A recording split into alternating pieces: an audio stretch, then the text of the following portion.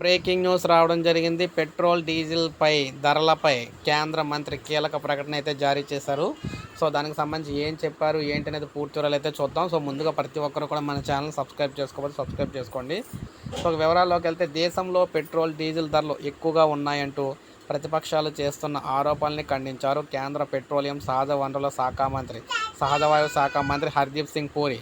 గడిచిన 2 ఏళ్లలో ప్రపంచంలోనే ఫ్యూయల్ ధరలు తగ్గిన దేశం ఏదైనా ఉందంటే అది భారతదేశమేనని, ఇదంతా కూడా ప్రధాని మోడీ ఘనతే అని చెప్పేసి అన్నారు.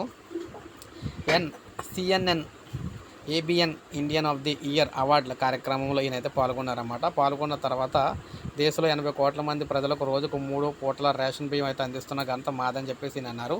ఇక పెట్రోల్, డీజిల్ ధరలు అయితే బాగా తగ్గించామని చెప్పేసి ఈయన చెప్తున్నారన్నమాట. 2 ఏళ్లలో ప్రపంచంలోనే ఇంధన ధరలు తగ్గించిన దేశాల్లో భారతదేశం తొలి స్థానంలో ఉందని చెప్పారు.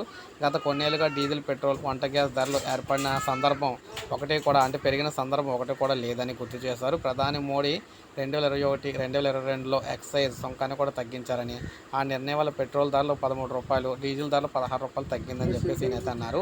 సో, భారత్లోనే ధరలు స్థిరంగా ఉండి కొనసాగుతూ ఉన్నాయని చెప్పేసి ఈయనైతే చెప్పడం జరిగింది. సో, రానున్న రోజుల్లో ఇంధన ఛార్జీలు అయితే తగ్గుతాయా అని అడిగితే, రానున్న రోజుల్లో ఇంధన ఛార్జీలు తగ్గుతాయంటే అన్న ప్రశ్నకు కేంద్ర మంత్రి లోక్సభ ఎన్నికల ప్రవర్తన నియమాలను గుర్తు చేశారు. తాను ఏ ప్రకటన కూడా చేసినా అది ఎన్నికల ఉల్లంఘన అవుతుందని చెప్పేసి ఈయనైతే తప్పించుకున్నారన్నమాట.